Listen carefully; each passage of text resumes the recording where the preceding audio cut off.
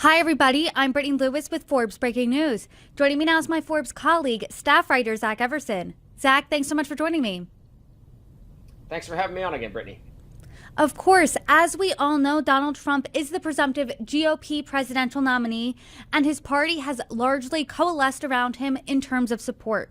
But you're reporting that not many are backing his latest venture. Only two members of his own party, who are lawmakers, bought shares of Digital World, the SPAC that merged with Truth Social's parent company. So what can you tell us? Yeah, this was really surprising. Shortly after the merger went through and Trump media started trading on the stock market, I was curious how many members of Congress own this. So they do have to file financial disclosures. That information is there. It's a little bit tough to find, to look up by a particular stock, but there are a bunch of companies out there that will put this on the web where they will go through and pull out all the data, and you can look through them. So I went to those websites. I typed in Digital World Acquisition Corp. Its symbol DWAC, and I found just two members of Congress who had purchased it. And who are these members of Congress? They are Representative Larry Bucshon of Indiana, who I'm sure most people have not heard of, and the other one is Representative Marjorie Taylor Greene, who I suspect most people watching this have heard of. So let's start with her. Congresswoman Marjorie Taylor Greene did buy some stock in Digital World. How much and when? It was somewhere between $15,000 and $50,000 worth of shares.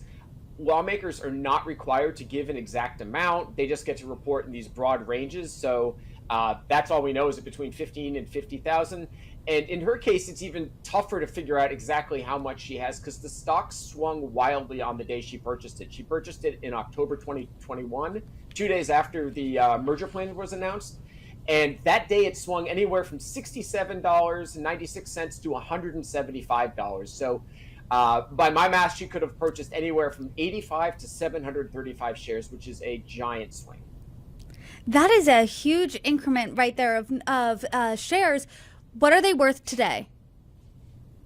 Not much compared to what she spent them on.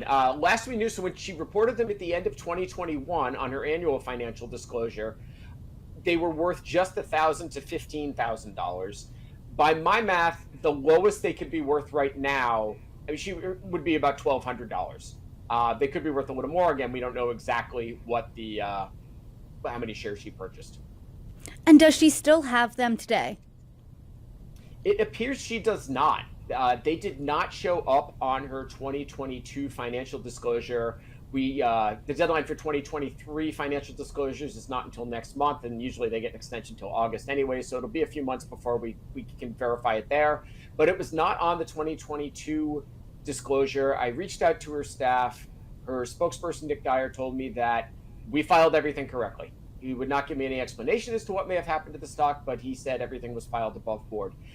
Looking at it, I think there are two possible explanations of why the shares weren't reported. Number one, if they're below $1,000, they don't need to report them. Now, again, that seems unlikely because by my math, they should have been worth a minimum of $1,200. So they should have had to be reported there. The other option is that lawmakers do not have to report stock transfers between family members. And she possibly could have given these stocks to a family member. The year in 2022, the year they disappeared from her financial disclosures, she got divorced.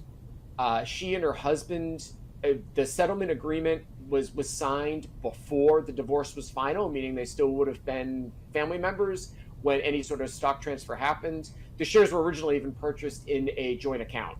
And Representative Greene seems to flick at this possibility in the comment section of her financial disclosure, where she mentions some stocks that she'd reported owning previously she doesn't have anymore due to a change in her marital situation. And in fact, her financial disclosure in 2022 was just 6 pages. In 2016, it had been, or excuse me, in 2021, it had been 16 pages. So clearly, Digital World shares are not the only one to have disappeared from her portfolio.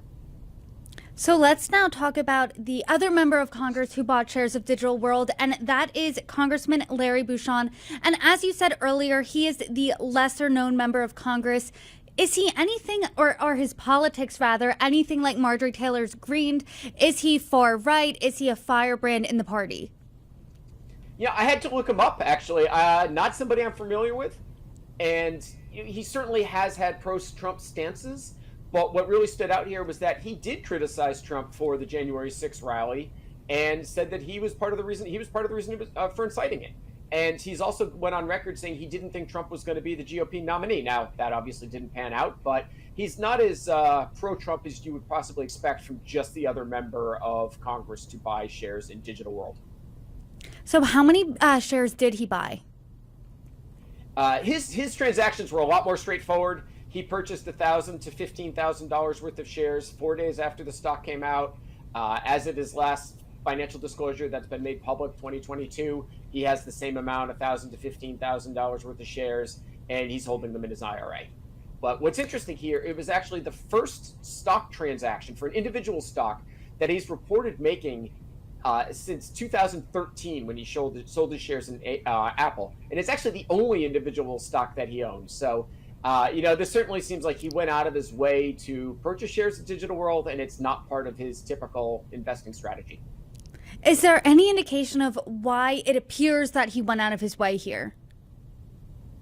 No, I reached out to his staff for an explanation of this. It was one of the questions I asked, and they didn't get back to me. So once Trump Media and Technology Group went public last month, did any member of Congress buy shares of that? We're going to have to wait and see on that. Very interesting to see if that happened once the merger went through. But members of Congress have 45 days to legally report their stock transactions, and a lot of them take longer than that and get off with a slap in the wrist for it. So it's going to be a little bit until we know for sure if anyone has bought it since it started trading under the symbols DJT. But I will certainly be looking for that. And once you look for it, once you find out if anyone did, I'm sure you will be back on to discuss. Zach Everson, thanks so much for joining me. Thanks for having me.